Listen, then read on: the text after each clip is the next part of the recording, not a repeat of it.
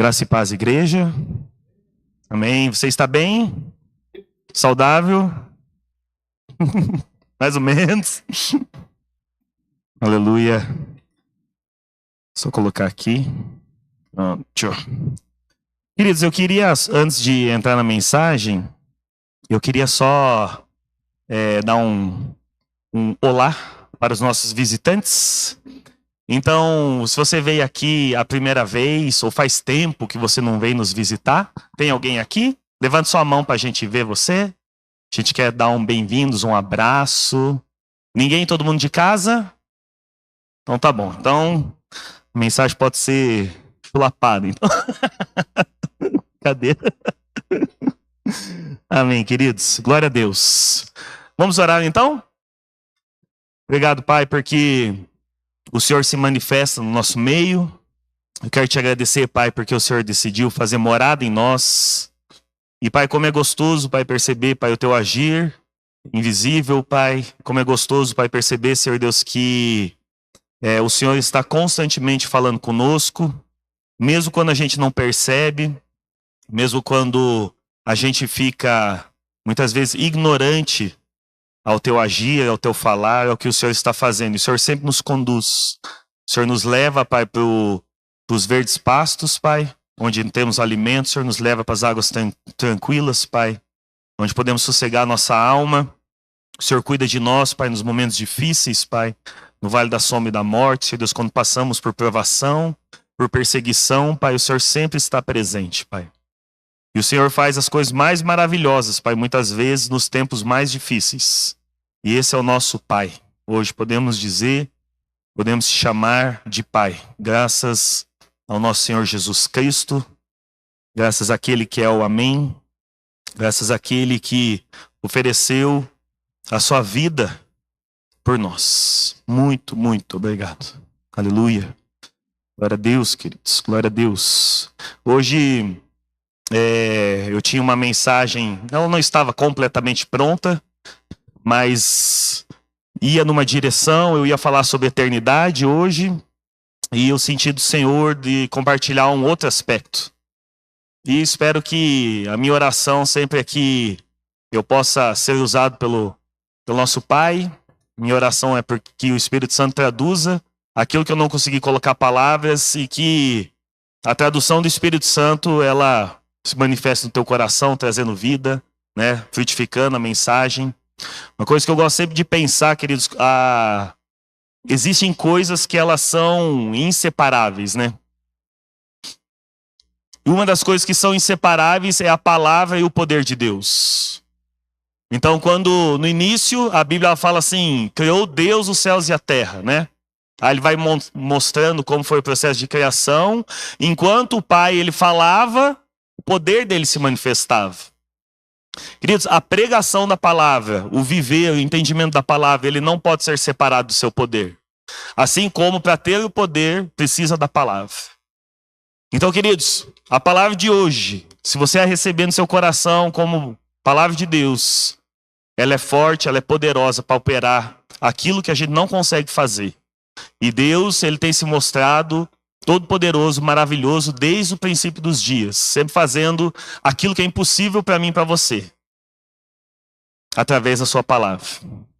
Graças a Deus, queridos. Aleluia, aleluia. Queridos, então hoje eu queria meditar um pouquinho com você a respeito da oração do Pai Nosso, né? Então foi o que o Senhor colocou no meu coração para a gente compartilhar. Pessoal da Terça da Intimidade, alguns vão se sentir familiarizados. E eu acho que é uma boa oportunidade para a gente poder compartilhar com toda a igreja o pensamento, e futuramente, se Deus assim permitir, a gente faz uma conversa sobre eternidade, né? Que é a bênção também. Então vamos lá, queria convidar você a abrir sua Bíblia ou ler aqui junto, né? Mateus 6, a partir do versículo 5. Eu vou ler na NVI, tá? Então quem tiver ali na projeção, obrigado, Chico. Então vou ler na NVI. Olha lá, então o contexto aqui, Jesus ele está no Sermão do Monte, E o Sermão do Monte ele é interessante porque Jesus ele trata de vários princípios que já existiam, já eram comuns entre o povo ali de Deus, entre os judeus, né? Só que Jesus ele dá uma mudança. Não necessariamente na forma de fazer, mas principalmente na atitude. Então Jesus ele está revelando o coração do princípio, né? Quando ele, em diversas vezes, ele fala assim, lembra como os antigos eles falavam, lembra como era feito? Eu, porém, vos digo. Então lembra? Pela lei, a gente fazia de um jeito, a gente fazia de um aspecto, mas eu estou dizendo a vocês, né? Então a graça, o coração da lei, né? Ou os advogados aí gostam também dessa expressão, né? O espírito da lei. O que é o espírito da lei? É o pensamento que rege aquelas letras que a gente tem na nossa Constituição. Então a nossa Constituição mesmo, ele reflete isso. Ele tem a letra da Constituição que diz o que pode, o que não pode fazer, o que é crime, o que não é. Só que existe o espírito da lei. O que é o espírito da lei? O porquê aquilo está daquele jeito. E Jesus, ele vem falando, se demonstrando como o espírito da lei, né? Da lei de Moisés. A lei de Moisés, ela reflete a vontade de Deus, mas ela não é só aquela questão escrita. Existe um pensamento, existe um porquê, existe um espírito que se manifesta daquela maneira. E Jesus, ele vem corrigindo, né, no Sermão do Monte, esses pensamentos que estavam deturpados, porque em algum momento as pessoas, né, elas começaram a olhar a letra da lei e elas achavam que a letra da lei era suficiente. Tanto que chegou um momento que pensava assim, está escrito na lei, não adulterarás, né? Não cometa adultério. Aí a pessoa, ela olhava aquela letra da lei e ela falava assim, então eu não posso cometer o ato do adultério, né? Eu não posso me deitar ali com uma outra mulher, né, enquanto eu estou casado, ou eu não posso me deitar com uma outra mulher fora, né, dos laços do casamento. Agora, se eu olhar para uma mulher e desejar ela, não tem problema, porque isso não é adultério, não configura adultério, né? E os advogados adoram isso também, né? Então pegar os ganchinhos da lei ali para mostrar, não, ele não estava errado, né? E Jesus ele veio falar assim, lembra o que falavam? Né? Não adulterarás, tal. Eu, porém, vos digo. Aí o espírito da lei falando, né? Eu, porém, vos digo, né? Se você olhar para uma mulher e desejar em seu coração, você já adulterou. Ele está querendo dizer o quê? É isso o que a lei quis dizer. É isso que a vontade de Deus quis dizer. Então Jesus ele vai corrigindo principalmente a atitude do coração em relação a esses princípios quando ele está no Sermão do Monte. Então ele passa por jejum, passa por esmola e em um momento ele passa na oração, né? Aí, quando ele chega na oração, ele fala lá a partir do versículo 5, ele diz assim, e quando vocês orarem, não sejam como os hipócritas, né? Todo mundo aqui sabe o que é hipócrita, né? Uma pessoa que fala uma coisa, faz outra, né? Eles gostam de ficar orando em pé nas sinagogas e nas esquinas, a fim de serem vistos pelos outros. Eu asseguro que eles já receberam sua plena recompensa. Então Jesus ele está falando assim, quando a gente ora, a gente espera algo, né? A gente não ora sem motivo, né? Uma oração oca. Então a gente está querendo algo, seja um relacionamento mais profundo, seja resposta de oração, seja alguma coisa. E esse algo ele chama de recompensa. Aí ele fala assim, quando você faz que nem os hipócritas, né? Que oram para mostrar para os outros que estão orando, eles já receberam a recompensa deles, que é a aprovação das pessoas. Ele falou assim, cara, isso daqui é muito pouco para Deus. Então ele falou assim, quando vocês forem orar, né? Olha lá, o espírito da lei falando. Mas quando você orar, vá para seu quarto, feche a porta e ore a seu pai que está em secreto. Então seu pai que vê em secreto o recompensará, né? Isso aqui outro dia a gente estava até conversando com o pastor Fabinho. Né, tem gente que não tem um quarto em casa, né? Para você fechar a porta, né? Ainda mais as casas hoje um pouquinho menores, né? Aí tem os filhos em casa, você não tem quarto mesmo, né? Tipo, não tem.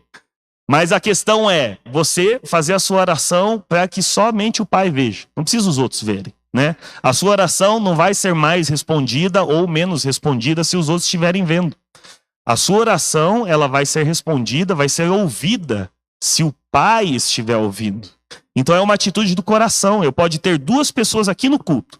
Eu e uma pessoa aqui do meu lado. Nós podemos fazer a mesma oração, usar as mesmas palavras. Pode ser que uma pessoa aqui esteja fazendo a oração em secreto dela, e eu pode ser que esteja sendo hipócrita, fazendo uma oração só para ter a aprovação de vocês. O que vai mudar é disposição do coração, né? Então, o que acontece quando a gente faz com a disposição correta do coração? Quem que nos recompensa? O Pai. É o Pai que viu. Agora, não precisa ser, só precisa ser meio inteligente para você saber que uma recompensa vinda do próprio Deus é melhor que uma recompensa vinda das pessoas. Então, assim, não precisa ter muito neurônio para chegar a essa conclusão. É uma conclusão óbvia. A não ser que você queira a recompensa das pessoas. Eu quero a recompensa do meu Deus, né? Eu acredito que todo mundo quer. Então, o que Jesus, ele continua falando, né? Como que é a oração? E quando orarem, não fiquem sempre repetindo a mesma coisa, como fazem os pagãos. Eles pensam que por muito falarem serão ouvidos, né?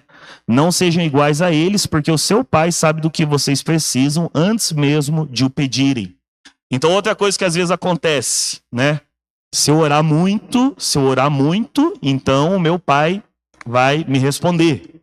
Queridos, não é verdade, né? Não é. E aqui, quando ele fala da repetição, não é só a repetição de palavra, que a gente fala por reza, né? Ah, você fica rezando a mesma reza, falando o Pai Nosso toda vez. Não é só nesse sentido, queridos. Às vezes é no sentido de apresentar o mesmo pedido para Deus, né? Se eu creio no meu coração que o meu Deus é um Deus vivo, que ele não só existe, né, mas ele é eterno, além da existência, além do tempo, que nem o pastor Danilo ele falou, né? Antes do princípio das coisas ele já está lá, depois do fim ele vai continuar lá. Se eu creio que esse Deus todo-poderoso, que criou todas as coisas, se eu creio que esse Deus, ele ouve, eu sei que ele não é um Deus esquecido, eu sei que ele não é um Deus que tem algum transtorno mental. Eu sei que ele não é um Deus que eu tenho que ficar toda hora puxando ali, né, no manto dele, falando, Deus, você lembra, né? Você lembra, né? Você está lembrando, né? Eu não preciso ficar colocando o mesmo pedido como se ele não tivesse ouvido, né? Ah, pastor, mas quer dizer que eu não vou continuar orando? Vai continuar orando, mas apresenta outras coisas, um desenvolvimento do seu pedido de oração. Não como se ele não tivesse ouvido. Então a repetição é muito nesse sentido, né? Você chega para Deus, está passando por uma dificuldade, né? Está com a sua saúde abalada, aí chega para Deus assim, Deus, eu preciso de cura e restauração e tal, e beleza. Aí Deus ouviu tua oração, depois de um tempo você chega lá, Deus, lembra, né, que eu preciso de cura, restauração. Deus lembra, ele lembra, né? Você pode orar, muitas vezes a gente ora para acalmar o nosso ânimo, né? Para a gente lembrar do que Deus ele fez por nós, para a gente lembrar do que ele está fazendo, né? A gente não precisa ficar lembrando Deus do que ele fez. Não cai nessa vã repetição. Não é porque você orou 10 vezes pelo mesmo pedido que você vai ser respondido. O apóstolo Paulo ele entendia isso muito bem. Então tem aquela situação que é um debate aí entre teólogos e pastores, o que é o tal do espinho da carne do apóstolo Paulo. E até hoje ninguém sabe. Tem gente que falava que ele tinha uma doença que era incurável, tem gente que falava que era a cegueira dele. Ele se referia a esse espinho na carne, ele falava assim que é um servo do diabo que vem para me esbofetear. Tem gente que fala que era um demônio que vinha bater na cara dele mesmo. Tem gente que fala que era uma pessoa muito difícil no ministério dele, que atrapalhava ele. Então assim, tem um monte de situação. A questão é que a gente não sabe exatamente. O que a gente sabe é que ele fala assim, eu orei 3 vezes para Deus tirar esse espinho da carne. E quando ele fala 3 vezes, ele está falando, olha o ridículo, eu orei 3 vezes. Está vendo quanto que eu orei? 3 vezes, tipo uma vã repetição. Falou assim, Deus falou, a minha graça te basta. Meu, chega de orar sobre esse assunto. Chega, não precisa mais orar. A minha graça te basta. Aí Deus, né, o apóstolo Paulo ali sossegou o coração dele e falou assim, é isso. Então, se Deus quiser, ele vai tirar. Se Deus quiser, não vai tirar. Bola para frente, né? Vamos seguir com o ministério. Aí chega no momento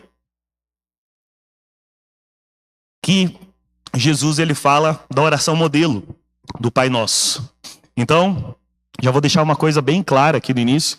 Não tem problema você orar o Pai Nosso de cor, tá? Isso não faz da oração do Pai Nosso uma vã repetição. O que faz uma vã repetição é disposição do coração. Então Jesus ele fala assim,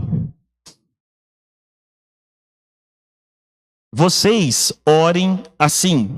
Aí ele começa, Pai nosso que estás no céu, santificado seja o teu nome, venha o teu reino, seja feita a tua vontade, assim na terra como no céu. Dá-nos hoje o nosso pão de cada dia, perdoa as nossas dívidas, assim como perdoamos aos nossos devedores. E não nos deixes cair em tentação, mas livra-nos do mal. E tem um finzinho, todo mundo esquece, tá? O fim aqui. Porque teu é o reino, o poder e a glória para sempre. Amém. Né? Então, queridos, o que é a oração do Pai Nosso? Primeiro, é a oração que a gente deveria fazer sempre. Foi o próprio Senhor Jesus que nos ensinou a fazer. Só que a gente precisa destrinchar essa oração. Tem uma coisa que eu gosto muito da palavra de Deus, que a palavra de Deus é uma palavra, um texto que a gente fala que ele é econômico. O que é um texto econômico? Ele faz o máximo possível com o mínimo possível. Então a Bíblia já é um livrão de mais de 1000 páginas. Para contar toda a história, né? Ou não toda a história, os pontos principais aí da história dos hebreus, a história dos judeus, até vir até nós, né? A história de Jesus. Então pensa, quantas coisas teria para ser relatado? Até na própria Bíblia diz que Jesus operou muito mais milagres do que foi relatado ali, né? E fala assim ainda, se fosse para escrever tudo, não caberia, né? Então assim, pense, toda vez que você lê a Bíblia, pensa assim, a Bíblia ela é econômica, ela faz o máximo possível com o mínimo possível. Todo versículo, toda a palavra, todo o texto que está ali, ele tem um porquê de estar ali. Então se Jesus, dentre tantas orações, dentre tantas coisas que ele poderia ter colocado na oração modelo, ele escolheu essas, é porque essas daqui elas são fundamentais para que a gente faça uma boa oração. Então, uma oração, ela pode ter mais coisas do que o Pai Nosso, mas eu acredito que é muito difícil uma oração ter menos, né? Uma boa oração completa, quando a gente tem o nosso tempo com Deus, né? Lembrando que Jesus está falando nesse contexto de ter um tempo com Deus, não quando eu estou orando por uma pessoa, né? Mas a gente precisa desses elementos. E como que começa? Então Jesus ele falou assim, ore Pai Nosso. Queridos, Pai Nosso, eu poderia ficar acho que a noite inteira falando isso aqui. Tem uma coisa que a gente fala da Bíblia, que a Bíblia ela contém a revelação progressiva de Deus. O que isso quer dizer? Que lá no começo da Bíblia, em Gênesis, Deus ele foi revelando aos pouquinhos. Imagina uma luz, né? Que começa a brilhar cada vez mais forte. Uma luz que começa fraquinha. Você tem aquelas lâmpadas, né? A gente poderia fazer aqui se estivesse funcionando, mas não está funcionando. Você deixa a lâmpada fraquinha, aí depois você vai aumentando a intensidade dela, aumentando, até que chega na plenitude, no máximo que ela consegue iluminar. A palavra de Deus é a mesma coisa. Então lá no começo, quando fala dos princípios que o Senhor Jesus ele ensinou, já tinha lá no começo e esses princípios eles foram aumentando de intensidade até que a gente encontra a plenitude deles aonde? Em Jesus, né? Então o exemplo que a gente sempre gosta de dar é o princípio do sacrifício. Então a gente vê o sacrifício de sangue, principalmente na lei de Moisés. Quando acontece o pecado, onde tem uma transgressão, precisa haver sangue para limpar aquela transgressão. E a lei de Moisés, ela traz todas as regras de como teria que ser feito. Se você fez isso, sacrifica aquilo. Se fez desse jeito, sacrifica aquele outro. E sempre envolvendo sangue. Só que aonde que essa luzinha começou a brilhar? Bem pequenininha. Lá em Gênesis. Então, quando Adão e Eva, eles pecaram, o que eles fizeram quando eles pecaram? Ficaram com medo, se esconderam e fizeram roupas de folha de figueira. Então eles pegaram lá uma figueira, pegaram as folhinhas, costuraram rapidinho lá, fizeram roupa, porque eles perceberam que eles estavam nus. Aí depois tem todo aquele processo, né, de Deus conversar com Abraão, amaldiçoar a cobra e fazer não sei o quê. Aí depois o que Deus faz? Ele faz roupa de couro para eles. O que é essa luzinha que começou a acender? Deus já ensinando, sendo didático, ele falando assim, obras humanas, aquilo que você faz por conta não é suficiente para cobrir o seu pecado. A folha de figueira, o que acontece? Depois de uns dias ela vai ressecar, ela vai cair, você vai ter que fazer de novo, vai ressecar, vai cair. Deus está falando assim, eu estou dando o modelo, precisa envolver sangue. Para a gente poder fazer uma roupa de couro, você precisa arrancar o couro do animal, né? Até onde eu sei, você não arranca o couro do animal sem matar ele. Então Deus ele já estava instruindo. Começou a luz a acender. Chega na lei de Moisés, a luz ela acende mais um pouco, né? Mostrando precisa ver, daí depois tem até aquela situação do bode e tal. Vai indo. Quando chega em Jesus, a revelação máxima. Ó, Aí a gente vê pela palavra de Deus falando que a lei ela só veio para deflagrar o coração do homem, para mostrar que o homem é incapaz. Então a lei de Moisés veio mostrar que o homem não consegue nada por conta, igual a folha de figueira, precisa de um sacrifício.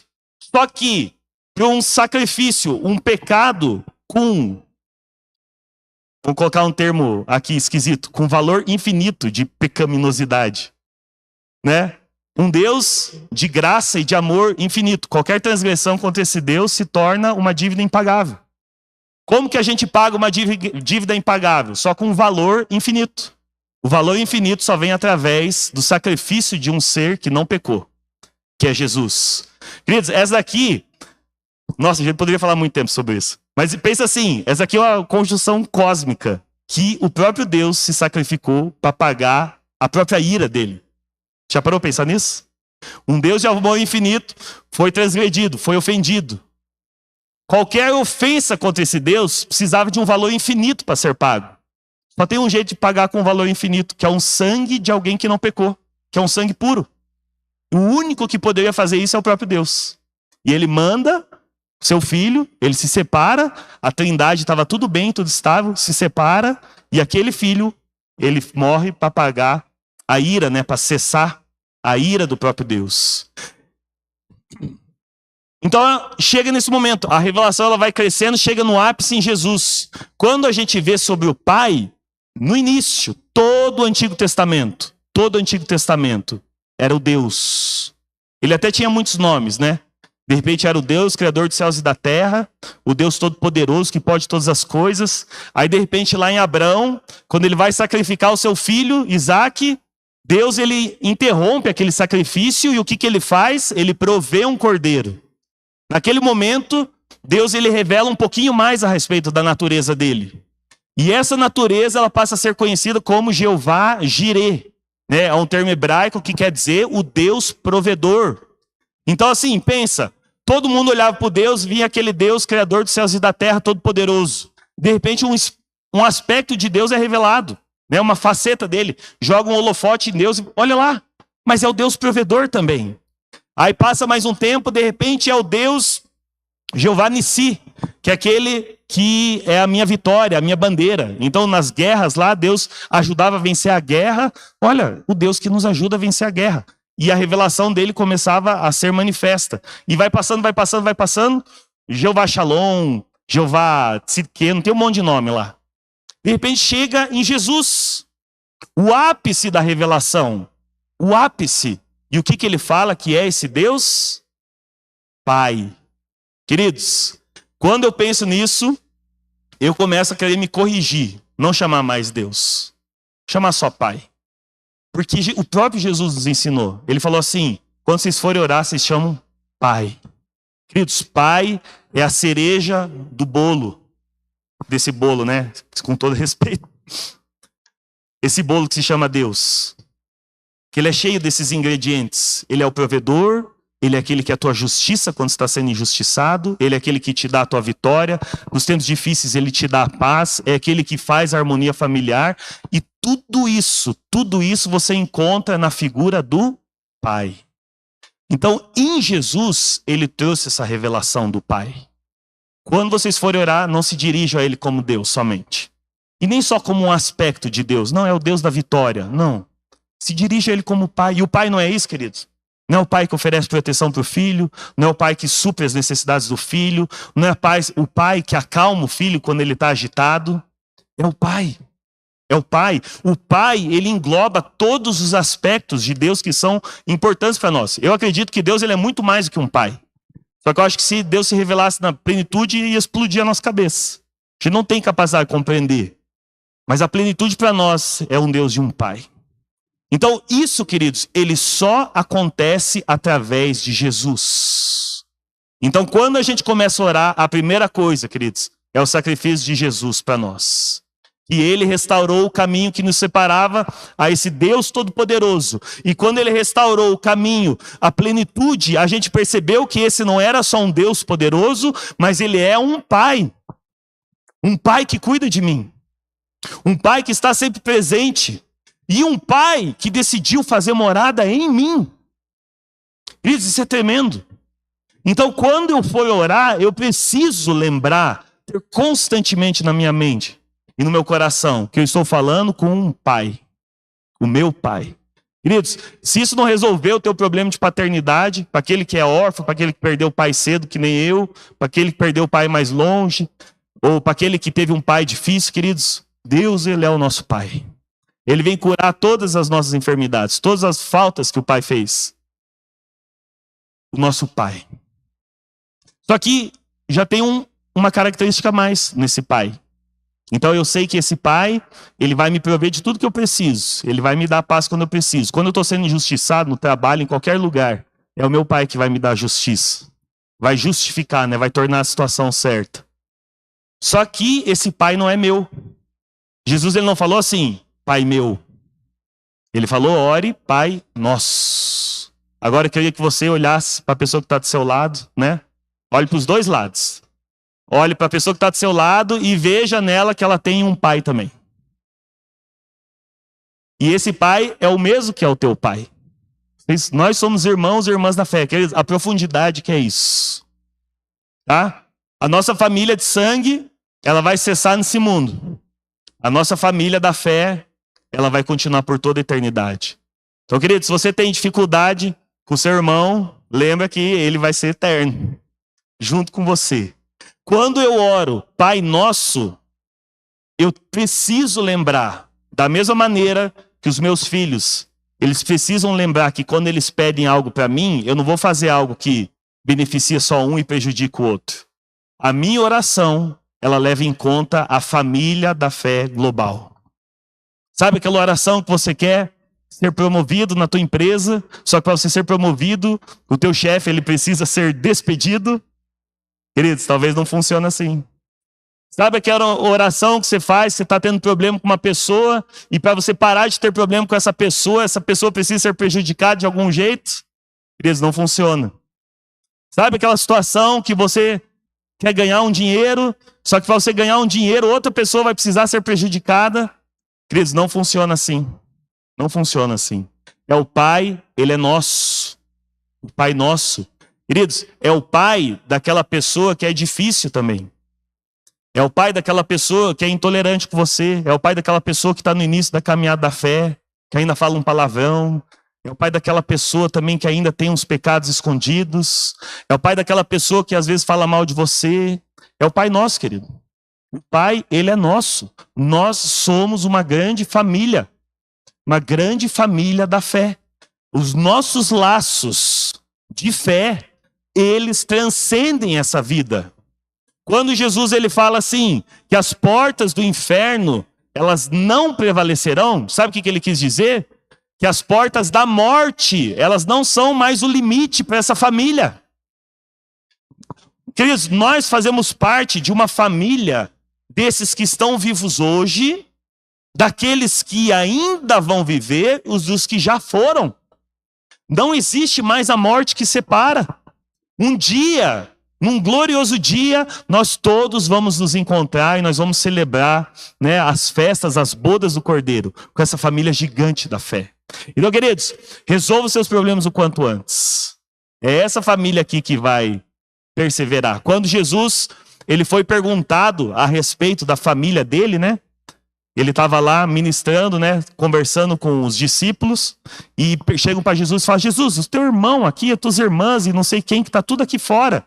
Aí Jesus, ele olha assim para o lado assim, quem que é meu irmão? Quem que é minha irmã? Se não esses que estão aqui comigo. Jesus, ele já mostrou a primazia da família da fé sobre os laços de sangue. Queridos, cuidado, tá? A gente estuda tanto a palavra de Deus, muito para combater os pensamentos que vêm do mundo. Tá? O apóstolo Paulo ele já fez isso nos tempos bíblicos lá, combatendo o gnosticismo, que era uma filosofia que vinha lá contaminando a igreja. Cuidado com aquele tipo de pensamento que diz que a família de sangue é tudo. Cuidado. Eu sei que isso choca um pouco quando eu falo. Ninguém é para sair abandonando sua família de sangue. Tá? Eu, como pai, eu tenho uma responsabilidade que ninguém mais pode fazer no meu lugar com os meus filhos. E com a minha esposa, né, como marido. Ninguém pode fazer isso no meu lugar. Eu tenho uma responsabilidade que foi dada por Deus. Mas a minha família de sangue não é tudo. Eu não posso usar minha família de sangue como desculpa para não atender a minha família da fé. Lembra, a família da fé, queridos, ela é eterna. Ela é eterna. Tá? Precisamos amar. O apóstolo Paulo, quando ele foi dar as orientações, não sei se era para Tito ou Timóteo, ele falou assim: olhe as idosas da igreja, veja elas como a sua mãe. Trate elas como se fosse a sua mãe. Olha as mulheres da igreja, trate elas como se fossem suas irmãs. Então, o relacionamento, a disposição no coração que a gente precisa ter quando a gente fala o Pai Nosso. Ele transcende essa vida, queridos. Transcende essa vida. Agora eu pergunto para você: você se sentiria mal se um irmão de sangue ou uma irmã de sangue pedisse a tua ajuda e você negasse ajuda para essa pessoa? Então, queridos, agora pense se um irmão da fé, uma irmã da fé está pedindo ajuda para você. É a mesma coisa que você negar um irmão de sangue, alguém de sangue. A nossa família da fé, ela precisa entrar dentro do nosso coração. Como se, né? Não é como se, sendo essa nossa família verdadeira, de fato verdadeira. Os laços do casamento, eles vão acabar quando a vida acaba, né? Lá no céu, eu não vou ser casado com a Agnes, né?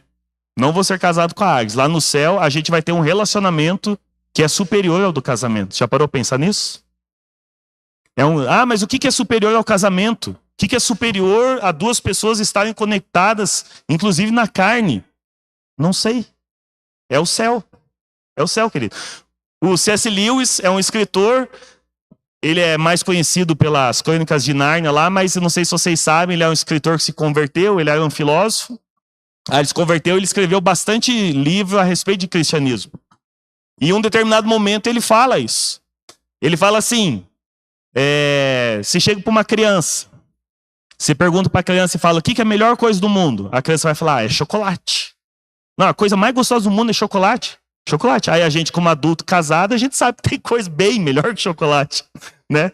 Espero que todo mundo, né, que é adulto casado, saiba que é bem melhor, né? Só que adianta a gente falar para a criança que relação sexual é muito melhor que chocolate? A cabeça da criança não vai entender. Não vai. Mas nem a gente pode ficar horas tentando explicar as sensações, o que é, o que quer dizer, né? O aspecto filosófico do que é uma relação sexual. A criança não vai entender. Ela vai achar que é chocolate. Até chegar o momento que ela amadurece e ela entende: tem coisa bem melhor que chocolate na vida. Queridos, é a mesma coisa com o céu. A gente acha que casamento é a união máxima entre duas pessoas. Só que se Deus tentar explicar para a gente o que é a nossa família da fé, em termos eternos, que é muito mais do que um casamento, a nossa cabeça não vai entender. Não vai. Então, queridos, lá no céu, a gente vai ter, de alguma maneira, uma intimidade tão grande, tão profunda, entre todos nós, que vai ser mais profundo do que o casamento. Não tem nem nome para isso. Nem nome. O céu é uma coisa tão bizarra, no bom sentido. Aquilo que as pessoas mais dão valor, que você gasta 8 horas por dia fazendo, trabalhando para receber o seu pagamento. Isso, o dinheiro, esses valores monetários, o ouro, queridos, ele vai ser o que a gente pisa lá no céu. Você consegue imaginar o que é isso?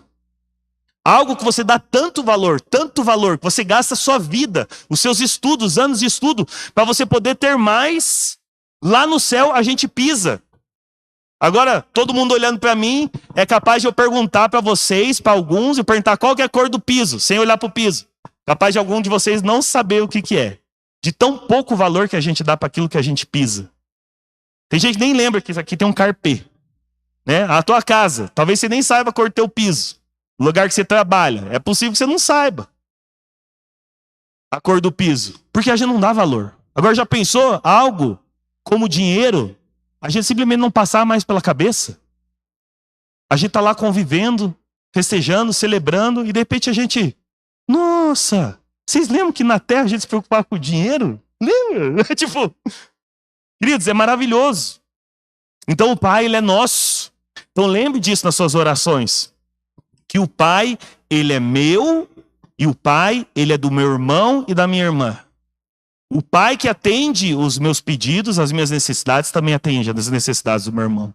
E esse mesmo Pai que quer atender as necessidades do meu irmão, ele muitas vezes ele vai chamar o irmão mais velho para ajudar. Não é isso que a gente faz com os filhos? Quem é pai, né? Chega lá pro filho mais velho, ó, ajuda lá o teu irmãozinho. Tá começando, ele tá começando a caminhar. Quantas vezes eu tenho que falar pro Gabriel, o mais velho, falar para ele, Gabriel, o Mateus ele é novo ainda. Ele tá aprendendo, tá aprendendo. Queridos, é assim, a família da fé. Ah, ele é novo, acabou de entrar na igreja. Tá aprendendo, tá aprendendo. Quem é mais velho na fé que eu também, o Maurício tá aprendendo ainda, tá dando cabeçada. O Pai, ele é nosso. Então o Pai, a revelação máxima de Deus, ele se revela como um pai de uma família, não só de mim. E quantas vezes a gente faz oração egoísta? Queridos, cuidado com essas filosofias, tá? Quando fala assim, se afaste de pessoas tóxicas. Queridos, você já foi um cara tóxico. Se talvez hoje você não é, um dia você já foi. E se você nunca foi, um dia você vai ser tóxico para alguém, com certeza. E dê graças a Deus, porque tinha um filho maduro de Deus do teu lado, que ele não se afastou, enquanto você estava tóxico. Tá? É muito fácil você falar hoje, né? Quem não me ajudou enquanto estava crescendo, também quando chegar lá em cima não vou ajudar ninguém. Queridos, não caia nessa. Não caia nessa. Não tem nada de Bíblia nisso aí. Não tem nada de Deus nisso aí. Tá? Você quer saber sobre pessoas tóxicas? 1 Coríntios 13. Você pode ser o cara. Você pode estar cheio de dom, pode saber todas as coisas. Se você não tiver amor, querido. Nós temos um versículo, 1 Coríntios 13, que me choca quando eu leio. Que ele fala assim, se eu não tivesse amor, eu nada seria. Agora imagina que, do nada, o catuí vira fumacinha. E ninguém tem nem lembrança do catuí. Nunca nem ouviu falar o catuí, do nome catuí. Nem lembrou que ele cozinhou em tanto retiro, nem lembrou que ele é parte do Danilo, ninguém nem lembra dele. Isso é uma vida sem amor. Se vira fumaça, é como se você não tivesse existido. Como se você nunca tivesse tido um RG, um CPF. Então, queridos, você que busca tanto talento, tanto dom, lembra que o amor ele prevalece sobre essas coisas. Olha lá, continuando. Onde que está esse Pai? Esse Pai está nos céus. Pai nosso que estás nos céus. Lembra, quando a gente está falando com esse Pai eterno, ele está num lugar que não é o mesmo lugar que a gente. Se você já voou de avião, talvez você entenda isso, que é bem bacana, né? Uma vez a gente pegou um avião, estava nublado, aí tudo escuro, né? Aquele céu escuro, assim, nublado, chovendo. Aí o avião ele vai subindo, vai subindo, vai subindo. Aí tem aquele momento que ele está passando no meio das nuvens. Aí, de repente, querido, você passa por cima das nuvens, aquele sol brilhando, brilhando, brilhando. Não tem chuva, não tem tempo ruim lá em cima. É uma coisa muito maravilhosa. Não sei se já teve experiência. Queridos, o Pai Nosso, ele está acima das nossas dificuldades. Ele está lá, o sol que está brilhando, né? Deixa eu abrir aqui o texto. O sol que está brilhando, que está acima das nossas dificuldades, acima dos nossos problemas. Tem um texto, Gênesis 18:14, diz assim: por acaso existe algo demasiadamente difícil para o Senhor? Esse é o Pai que está nos céus. Lembra? Você está se dirigindo a um Pai que criou os céus e a terra. Criou todas as coisas. Ele deu vida para tudo isso aqui. Ele organizou essa bagunça. Lembra que no começo era uma bagunça? O Espírito de Deus pairava sobre a face das águas. Era sem forma e vazio. E Deus, através da palavra dele, ele começou a organizar tudo. O universo. O universo, queridos, a nossa cabeça não cabe o tamanho do universo. E esse Pai organizou isso. Agora me diga, esse Pai que é capaz de organizar o universo, de criar todas essas coisas. Existem algumas correntes de pensamento, em termos de poesia, eu acho bem bacana. Que ela diz assim, ela diz que, isso daqui não está na Bíblia, tá? Só para fim poético. Deus, ele é autossuficiente, ele preenchia tudo. Tudo, tudo, tudo. Não tinha espaço para outra coisa. Para Deus criar o universo, ele teve que abrir um espaço nele mesmo. Agora pense o seguinte, Deus, como se fosse aqui do meu tamanho, preencher todas as coisas. Eu quero criar o universo inteiro. onde o homem vive. Eu tenho que criar um esperto. Então é como se ele apertasse com o dedinho assim, ó. Vou apertar aqui no meu braço. Tups, nossa, criei o universo. Deus, ele é que não tem medida para Deus. Enorme. Então o mesmo poder que criou o universo. Agora me fala, qual que é o teu problema? Qual que é a tua dificuldade? Ah, eu tenho problema com meu marido. Tenho problema com dinheiro. Ah, eu tenho problema no meu trabalho. Tenho problema não sei o quê. Queridos, o próprio Deus falando. Acaso tem algo tão difícil? Esse é o Deus que está nos céus. Quando a gente está no meio do turbilhão, lembra que Ele está nos céus. Os pensamentos dele são mais altos do que o nosso. A gente pode passar uma vida inteira raciocinando, tentando entender, buscando conhecimento. A gente não vai chegar perto dos pensamentos de Deus. Quando a gente pensa que a gente descobriu alguma coisa, a gente ainda está anos-luz, milhares de anos-luz, distante dos pensamentos de Deus. Então, queridos, esse Deus que está nos céus, Ele sabe do que a gente precisa. Ele sabe do que a gente precisa. Ele sabe qual que é o próximo passo. É impossível para a nossa cabeça entender os pensamentos de Deus. Por isso que a ênfase de Deus, do nosso Pai, ao longo de toda a Escritura é a obediência. Por que a gente precisa obedecer? Porque a gente não tem capacidade de entender o plano dele. Já pensou Abraão tentando entender por que ele tinha que sacrificar Isaac? Não tem como. Abraão ia saber que um dia aquele sacrifício dele ia ficar ecoando por milhares de anos, até chegar em Jesus. Você acha que algum dia passou pela cabeça de Moisés que ao ele receber a lei, aquela lei estaria nos ensinando até hoje? Não cabe. Por isso que Deus ele só chega e fala assim, sobe o monte ali. Eu quero falar com você. Então, queridos, na nossa vida a gente precisa entender que o nosso Pai, Ele está nos céus. Ele está vendo todas as coisas. No futuro, no passado, Ele consegue fazer todos os cálculos. Ele consegue, de uma multitude de pessoas, de bilhões de pessoas, juntar você com exatamente a pessoa que você precisa estar. No momento que você precisa estar. Não tem computador no mundo que consegue fazer isso. Não tem computador no mundo que reconhece todas essas variáveis e consegue calcular. Não tem supercomputador, não tem nada que faça isso. É só a mente desse Deus Todo-Poderoso que está nos céus. Ele está nesse lugar onde todas as coisas são possíveis, onde os recursos são infinitos, ilimitado. Tudo que a gente precisa está lá. A vontade dele é suprema nos céus. E quando a gente se dirige em oração, a gente precisa lembrar, o meu Pai, Ele está nos céus. O nosso Pai está nos céus. Então, queridos, quando você for apresentar um pedido para Deus, uma dificuldade, lembra que você está contando com um Pai que é todo poderoso e que tem disponível nele tudo o que a gente precisa. Queridos, eu duvido que a tua oração não mude quando você lembra disso. Então, continuando. Santificado seja o teu nome.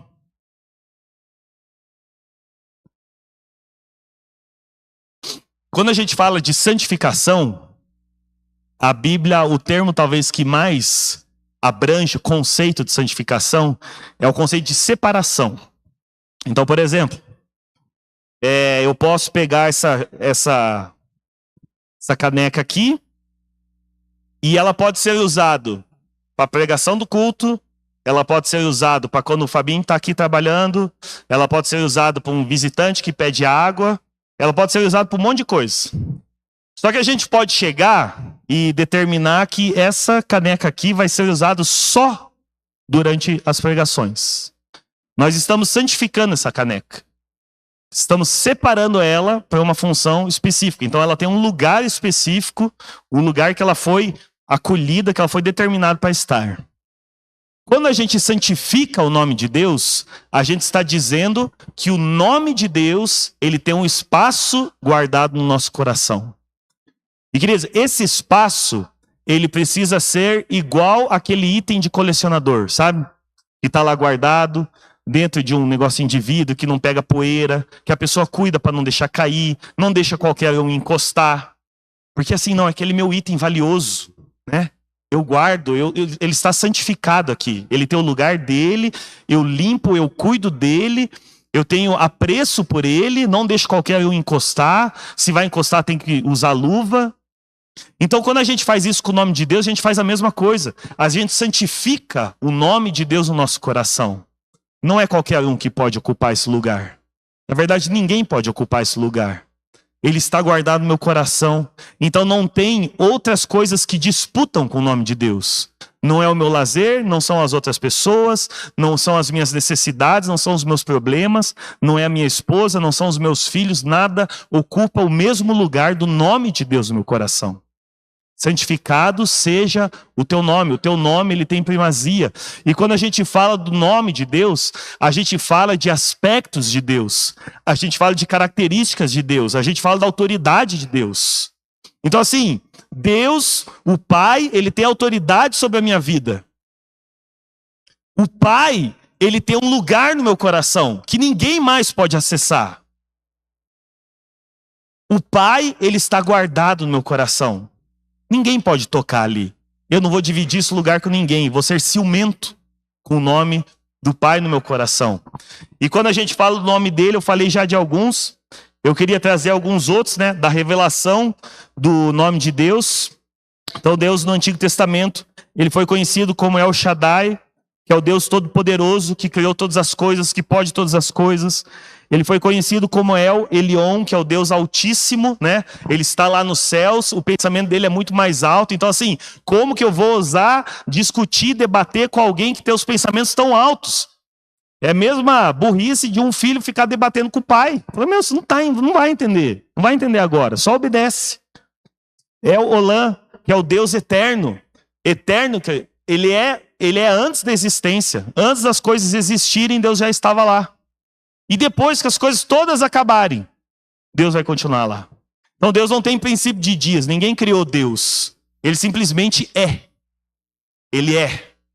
E ele continua sendo. E ele vai ser. Então o Deus eterno. El Roi é o Deus que me vê.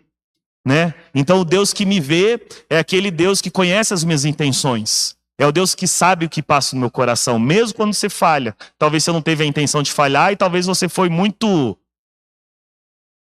detonado por ter falhado. Mas Deus é o Deus que te vê. E se a gente tem um Deus que nos vê, por que a gente precisa que os outros fiquem querendo saber? Você percebe como o nosso conhecimento de Deus afeta o nosso comportamento? Se eu sei que é o Deus que me vê, se eu sei que é o Deus que conhece o meu coração, por que eu preciso ficar me justificando para os outros? Não preciso. Aquele que importa sabe, né? Aí depois tem alguns nomes que Deus foi conhecido como Jeová Jireh, a gente até cantou na música, é o Deus que provê. Então aquele Deus que te dá o que você precisa na hora que você precisa, é o Deus que proveu o cordeiro, tanto para Abraão como proveu o cordeiro para nós hoje. Jeová Rafá é o Deus que sara. Então antes de eu ir para os remédios são bênção, mas antes de eu ir eu tenho que saber que é o Deus que me sara. É Jeová Rafá. Esse é um dos nomes de Deus. Jeová Nissi, o Senhor é a minha bandeira, né? Quando a gente precisa de vitória, quando a gente está passando por luta, né? Precisamos vencer, precisamos romper. É o Deus que é a nossa bandeira, que nos dá a vitória. Jeová Tzidkenu, o Senhor que é a nossa justiça. Querido, se você nunca foi injustiçado na sua vida, um dia você vai ser. Só que você precisa lembrar que você não é o juiz. É o Deus que é a nossa justiça. Ele vai operar justiça por você. Jeová Shammah, Deus, ele está aqui. Não é o Deus que ficou só lá nos céus, mas é um Deus que desceu até aqui. Tanto que um dos nomes de Jesus é Emanuel, que é o Deus que está conosco, né? Aleluia. E Jeová Shalom, o Senhor que é paz. Quando a gente precisa de paz, e essa paz ela é muito mais profunda do que a ausência de guerra. É uma paz que fala de harmonia, ela fala de bons relacionamentos, ela fala de ter esse suprimento, fala de ausência de guerra também. O Jeová Shalom. Então, queridos, quando a gente separa, santifica o nome do Senhor, a gente precisa lembrar de todos esses aspectos. E é o Deus que é o nosso Pai que foi revelado em Jesus. Isso precisa ser guardado no meu coração. Então a oração do Pai Nosso, ela continua. Venha o teu reino, seja feita a tua vontade, assim na terra como no céu. Aqui começa a separar, eu acho que muito do joio e do trigo. Por quê? Quando a gente ora, a gente está dizendo, Deus, venha o teu reino. O reino de Deus, como já diz, ele é um reino, né? Ele não é uma democracia, Não tem votação, queridos. O reino de Deus, ele fala da vontade do Pai. O reino de Deus fala da vontade do Pai. Quando a gente ora, vem o teu reino, é a manifestação da vontade de Deus. Agora me fala, para aquele Deus que mandou o seu próprio filho para ser morto no nosso lugar, a Bíblia ela fala como ele não vai nos dar todas as outras coisas que a gente precisa. Queridos, a vontade de Deus não é que as pessoas passem fome. Não é, queridos, bota isso na tua cabeça, não é da vontade de Deus que você fique doente. Quando você está doente, quando você tem algum problema, algum transtorno, qualquer coisa, Deus não está feliz com isso. Não é da vontade de Deus. Não é da vontade de Deus que a gente tenha problemas no nosso casamento. Não é da vontade de Deus que a gente tenha problemas nos nossos filhos, problema no trabalho, problema financeiro. Não é. Quando a gente fala, vem o teu reino, a gente está chamando a existência, né? Toda a manifestação da vontade de Deus. Quer que as pessoas sejam saradas, que as pessoas sejam justificadas através de Jesus, quer que as pessoas não sejam saciadas, que as pessoas sejam libertas. Quando Jesus ele ia manifestando o reino, o que Jesus ele fazia? Curava, alimentava, libertava, sarava, né? A mente, assim como o corpo, trazia salvação. Essa é a vontade de Deus. Mas pastor, por que ainda tem gente doente? A Bíblia tem algumas explicações. Muitas vezes existe gente doente porque elas não discernem o corpo. Isso daí fala naquele texto que quando a gente fala da ceia. Por você não entender que você está fazendo parte de uma família da fé. Por você tratar o teu irmão como você trata qualquer um. Sem entender que o pai também é dele. Sem entender que ele tem relevância para Deus, que ele é amado por Deus. Muitas vezes quando a gente não discerne que nós somos uma família da fé, isso nos deixa doente. E ainda diz que alguns até morreram por causa disso. Queridos, e outro motivo que é quando Deus tem algum propósito maior. Agora me fala, o que é mais importante para Deus? Que você seja sarado ou que você seja salvo? Queridos, tem gente, né, que fala, se não é pelo amor, é pela dor. Tem gente, querido, que vai ficar doente o resto da vida, mas isso vai manter a pessoa no caminho da fé, que é o espinho na carne do apóstolo Paulo. Eu não sei qual que é o teu espinho da carne. Eu sei alguns dos meus. Mas você sabe, talvez já tem um discernimento a respeito do teu coração, daquilo que pode ou não pode acontecer com você. Você talvez seja daquele, se eu tiver dinheiro na mão, eu desvio da fé. Aí Deus vai deixar você sempre lá no limite. Porque Deus, Ele quer que você seja eternamente feliz. Deus não quer que você seja feliz só aqui. E se a tua felicidade aqui custar a tua felicidade eterna, pode ter certeza que Deus vai deixar você triste aqui, para que você seja feliz eternamente. Lembra que Ele é um pai, e Ele sabe do que a gente precisa. Então assim, quando a gente chama o reino de Deus, a gente está orando pela manifestação, queridos. O que é uma cidade que ela é inundada, ou que ela é transformada pelo reino de Deus? É isso que a gente deveria pensar quando está orando por Paranavaí. O que é uma igreja onde o reino de Deus ele funciona, né? São pessoas curadas, são pessoas alegres, são pessoas que se perdoam, que se amam. O reino de Deus operando.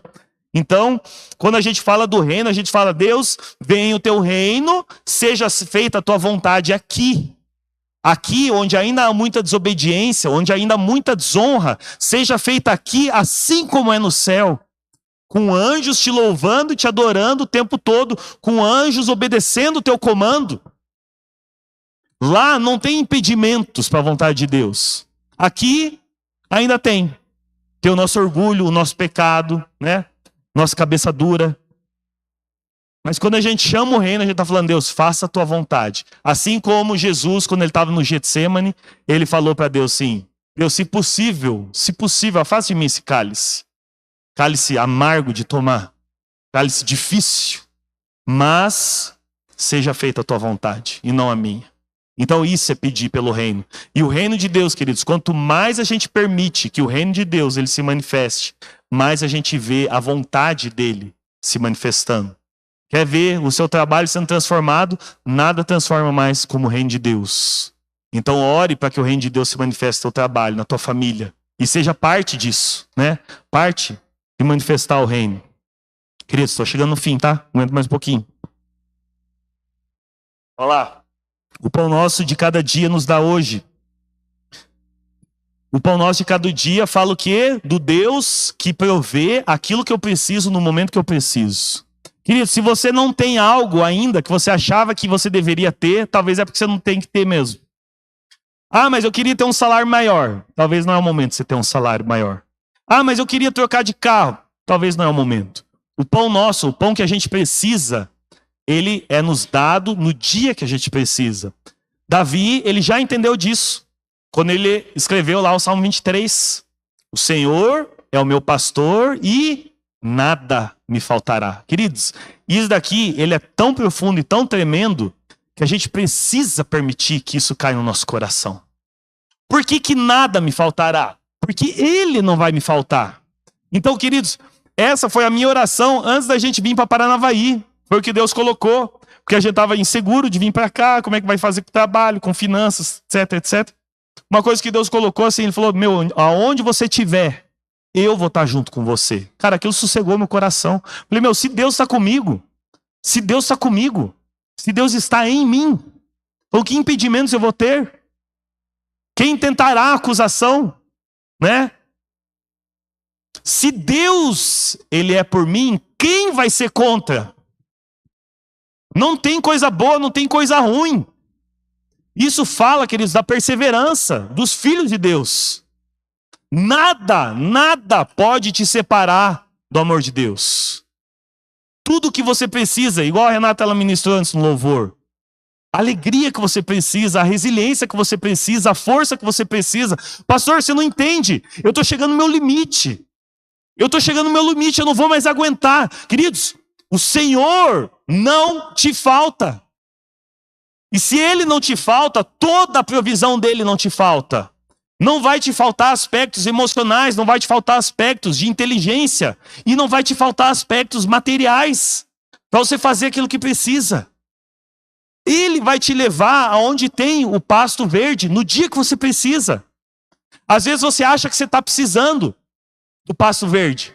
Só que Deus está falando, não é o momento ainda. Não é o momento, agora é o momento das águas tranquilas. Às vezes você está passando pelo vale da sombra e da morte, passando por dificuldade. Deus, Ele garante, eu vou estar passando junto com você. Quando você olhar para o teu lado e só tiver morte, quando você olhar para o teu lado e só tiver problema, Ele está junto. Ele está junto. Ele está te protegendo dos inimigos. E nos momentos de guerra, queridos, talvez Ele vai te oferecer um banquete. Já pensou o que é isso? Os momentos de mais dificuldade. Queridos, eu lembro, as vezes que eu preguei, que foi as vezes mais poderosas, foi as vezes que eu estava pior emocionalmente. Pior. Eu estava um bagaço. Eu tentar explicar como eu estava é até difícil. Pior. De repente, quando você vê no meio da minha luta, no meio do meu problema, eu sentindo que eu estava no vale da sombra da morte, aquele banquete. Aí você vê, eu não sei de onde que veio. Porque é Deus. Então, queridos, não desista. O pão, ele vem na hora que você precisa. E é todo dia. Deus sabe do que você está precisando.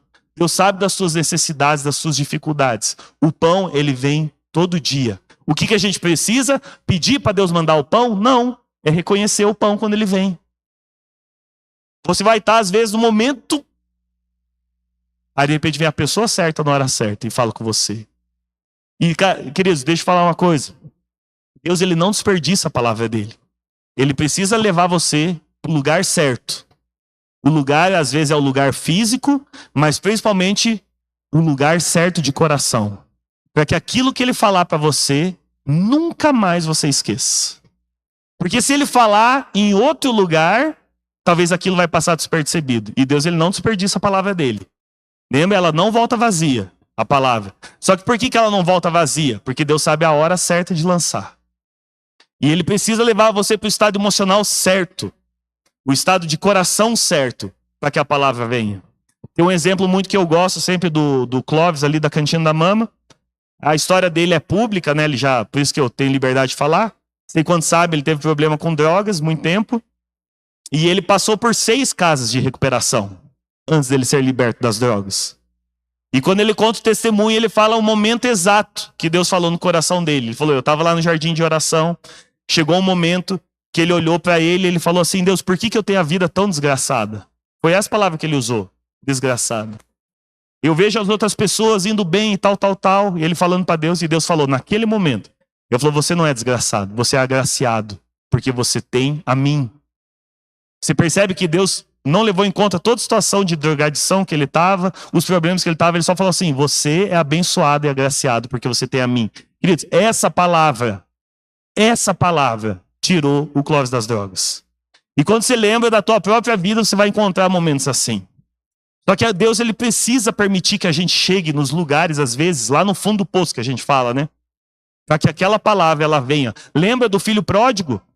Por que demorou tanto tempo para ele reconhecer? Porque se ele tivesse com dinheiro na mão, Deus ia estar tentando falar com ele, e ele ia falar, bobeira isso aí, eu estou com dinheiro aqui.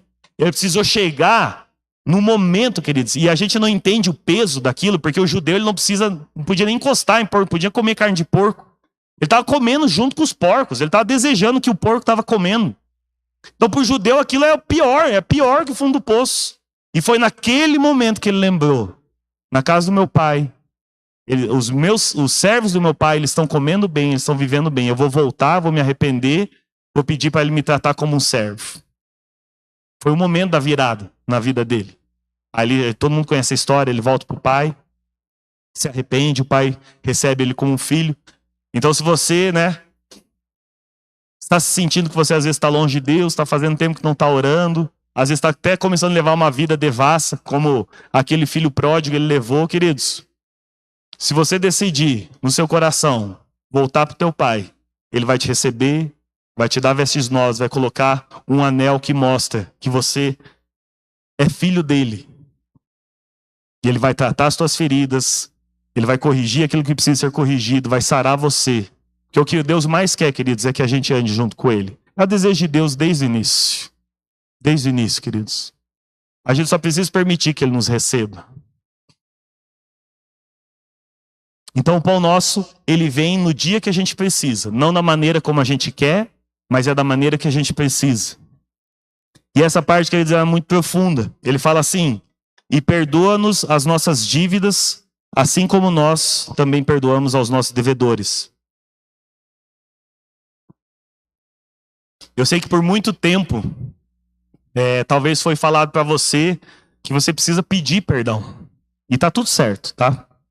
Tem que pedir perdão para Deus quando a gente erra. Tem que pedir, reconhecer. Só que pedir perdão, lembra, não é só chegar para Deus, Deus me perdoa pelo que eu fiz. Pedir perdão, o arrependimento é você concordar com Deus. É muito mais profundo. Quando você mente, você talvez até entende que você fez algo errado. Só que você concordar com Deus é você entender que a mentira ela é errada. Não é só que eu dei um deslize. É você pegar a mente de Deus e falar assim, Deus, o Senhor odeia a mentira, eu odeio a mentira também. Então o arrependimento verdadeiro, ele vem dessa mentalidade de concordância. De repente você não dá o dízimo. Você não dá as suas ofertas. Isso é um pecado. Porque você está pecando com a falta de generosidade. Deus que deu tudo, né? Imagina que lá na sua casa, você tem um monte de carro, você tem moto, e você tem um monte de livro caro, e um monte de coisa. Só que você tem um objeto na sua casa que vale 10 bilhões de dólares. Aí você pega esse objeto, você fala assim, Lu, tô dando esse objeto para você. O objeto mais caro, mais precioso que eu tinha. A generosidade de Deus. Aí ele fala assim, se eu dei esse objeto tão caro, tudo que eu der de resto é troco. Os meus carros, minhas motos, a minha casa, tudo é troco. Foi o que o nosso pai fez. Ele deu aquilo que ele tinha mais valioso. Jesus. Queridos, a tua cura, a tua libertação, os teus problemas financeiros, tudo é troco para Deus. Depois que a gente recebe Jesus, tamanho é o valor. Tamanho é o valor daquilo que a gente recebe. Então, se você não está ofertando, não está dizimando, não está ofertando na vida de irmãos, queridos, você está falhando, você está pecando. Isso desagrada o coração de Deus. Só que quando você se arrepende, você não chega para Deus e fala assim, Deus me perdoa, e você começa a ofertar de cara amarrada. Tem que ofertar, né? Tem que dar dízimo, né? Você vai lá, pega a calculadora, faz a conta, aí faz o Pix, fica... O dedo ele trava na hora de você mandar o enviar pro Caio lá, né? Daí você começa a lembrar de todas as contas que você tem que pagar. Não, mas esse dízimo... Foi.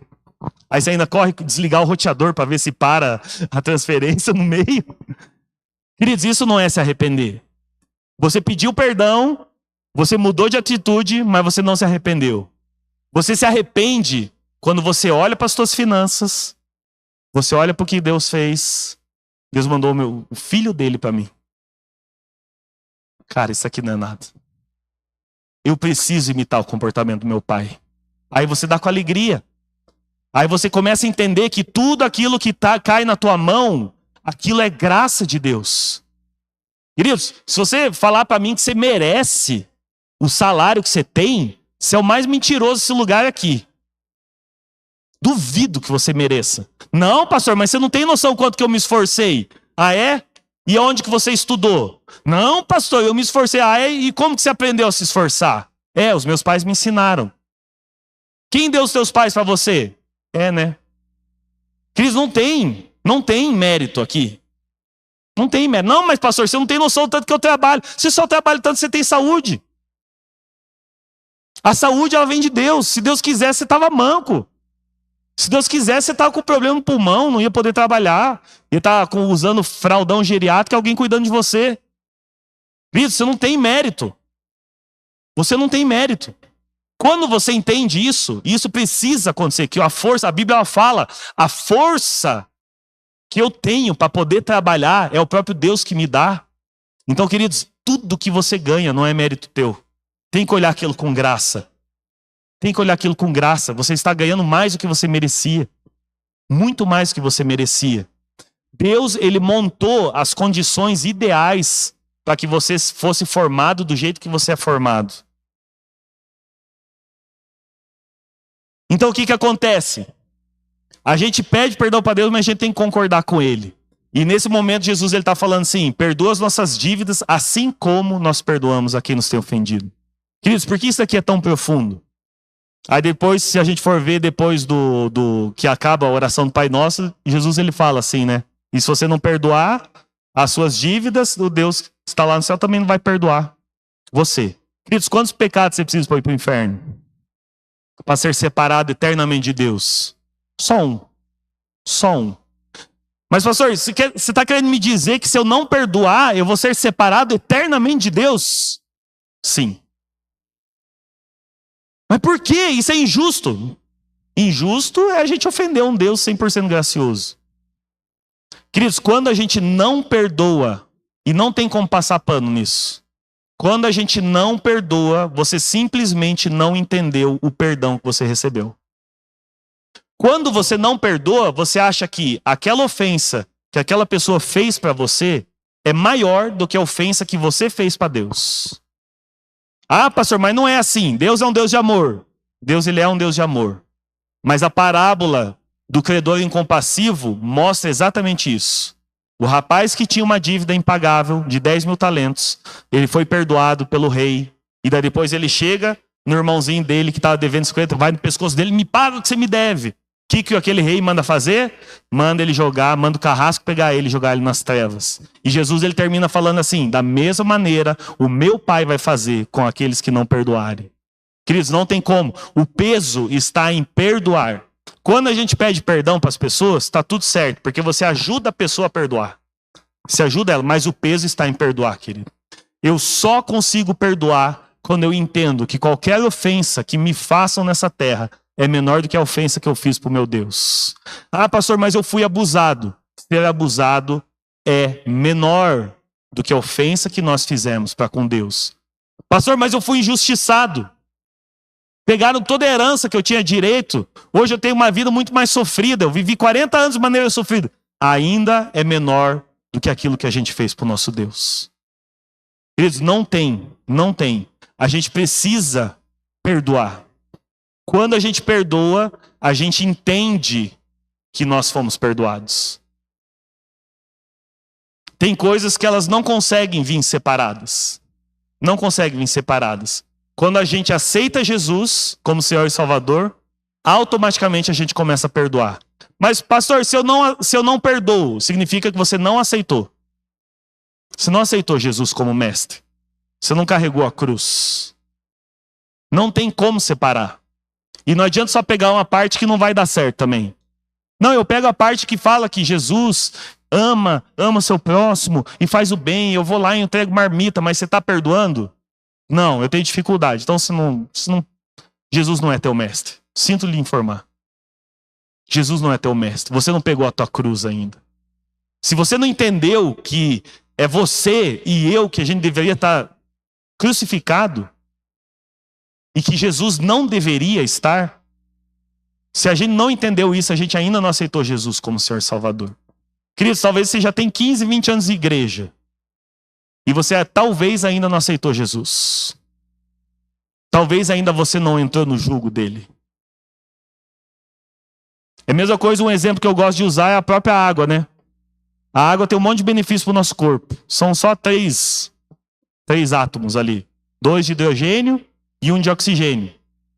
Se você pega o gás hidrogênio, né? Que é só o H no caso. Você pega o gás oxigênio, respira os dois, você vai saciar a tua sede? Não. Não é a mesma coisa? É hidrogênio e oxigênio. Só que eles não estão juntos ali, né? Quando eles estão juntos, eles formam água. Queridos, tem coisa que não separa. Aceitar Jesus precisa ser generoso. Precisa perdoar. Essas coisas não se separam, né? Se eu creio, automaticamente eu perdoo. Se eu não perdoo, aí a gente tira a própria conclusão, né? Não entendeu. Se você não perdoa, significa que você não recebeu o perdão. E receber não é porque Deus não perdoa, é porque você não entendeu o tamanho da tua dívida. Vamos lá. O fim, longo hoje. E não nos deixe cair em tentação, mas livra-nos do mal. Isso daqui, ele é muito interessante porque o apóstolo Paulo, ele falava que o pecado, ele habita nos membros dele, né? Nesse corpo aqui que ainda está corrompido e que ele vai ser glorificado um dia. Queridos, a gente não sabe de onde que o mal vem. A gente não sabe em que momento. A gente não sabe em que situações que a gente vai ser colocado para que o mal floresça. Pode ser, para quem é homem, é aquela situação onde você fica por 5 minutinhos, sozinho com uma colega de trabalho. Pode ser que é aqueles 2 minutinhos que você viu o caixa da loja aberto, ou o caixa do teu trabalho aberto. Pode ser que aquele momento, para você se livrar de uma situação difícil, você leva 30 segundos para mentir no WhatsApp. Quer dizer, eu sou da seguinte opinião, e Romanos 1, ele dá um embasamento para essa opinião. Todos nós somos assassinos em potencial. Todos nós somos adúlteros em potencial. Todos nós somos pedófilos em potencial. A gente só não chegou no estado emocional ideal para que isso aconteça. Ou no lugar para que isso aconteça. Lembra de José do Egito? Em vez de ele ficar batendo boca com a esposa de Potifar, antes dele cair em tentação, o que ele fez? Saiu correndo. Por que ele saiu correndo? Porque ele sabia que o mal ali habitava nele, que se ele ficasse ali, provavelmente ele teria caído. Queridos, a gente precisa entender a nossa limitação. Romanos 1, se você for ler lá, ele fala assim, todo ser humano, quando ele é entregue para ele mesmo, ele só vai se decaindo, até que ele vire o pior. Eu gosto de pensar que o demônio, querido, né, os demônios que entram no corpo das pessoas, eles são só uma versão do humano sem a graça de Deus. Quer saber como que é você sem a graça de Deus, te protegendo, te resguardando? É um demônio. É um demônio, desenfreado, louco, só que é o mal. A graça de Deus, ela está nos segurando. Então, queridos, quando Jesus ele fala ali, não nos deixe cair em tentação, é porque todos nós podemos cair em tentação. Só que a gente precisa de um Deus que nos livra delas, que mostra o escape, que mostra o caminho, para que a gente não entre no caminho do mal. Então, queridos, nunca mais pense que você está acima, né? Uma coisa que eu sempre gosto de pensar: filhos de Deus, pregadores, cristãos influentes, 1000 vezes melhor que eu, caíram em coisas muito piores do que eu já fiz. Queridos, se eles caíram, você e eu podemos cair também. Tem um escritor, ele era pregador, palestrante cristão, super influente nas escolas de teologia no mundo inteiro. Os livros dele traduzidos por um monte de idiomas. Usado até hoje. Ele já é falecido, esse rapaz. Depois que ele faleceu, foi descoberto que ele tinha toda uma rede do que ele chamava de mulheres massagistas. Que eram mulheres que ele adulterava e que ele ainda fazia abuso mental para que elas não... Oh, meu Deus, fugi a palavra. Não delatassem ele. Ravi, não sei o quê. Queridos, ele tinha uma rede. Ele ia nos países, ele já sabia as mulheres que ele ia dormir, que ele ia adulterar, nos hotéis que ele estava, nos lugares. Queridos, e falando de Deus. E o pior, falando coisa certa sobre Deus. Porque os livros dele são usados até hoje. Mesmo as pessoas sabendo do que ele fez, né? O ministério dele, obviamente, ruiu depois disso, né? Mesmo as pessoas sabendo o que ele fez, continuam usando o livro porque os livros são relevantes. Não é porque ele estava em pecado e pecado profundo que as coisas que ele falou não eram verdade. Continua sendo. Querido, se um cara desse caiu em algo tão nojento, eu tenho todo o potencial para cair na mesma coisa. Só que eu preciso da graça. E eu não posso ficar me colocando em lugares que eu vou dar vazão para isso. Eu preciso da graça de Deus que me tira, né?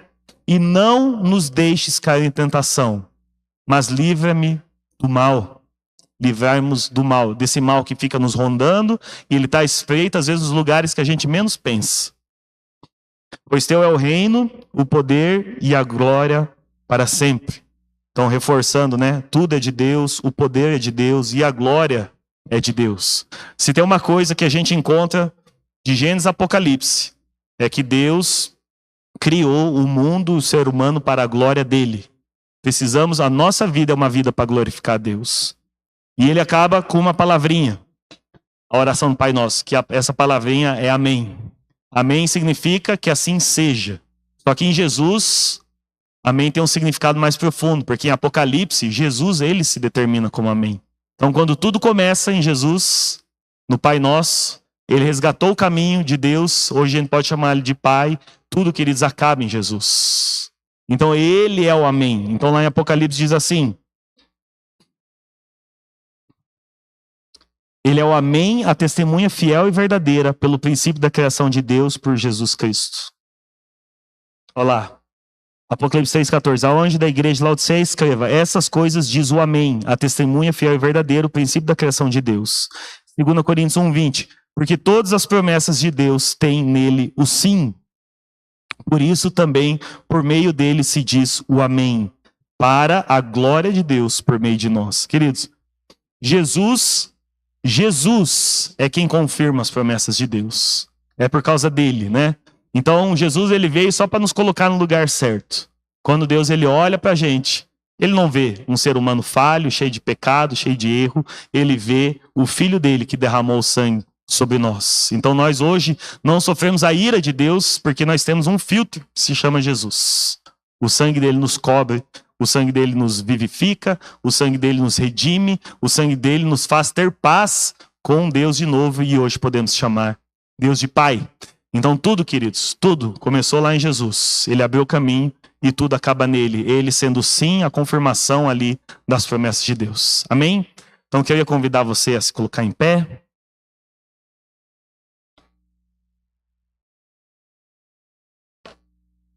Desculpe pela mensagem longa, tentei ser mais sucinto. Eu queria convidar você a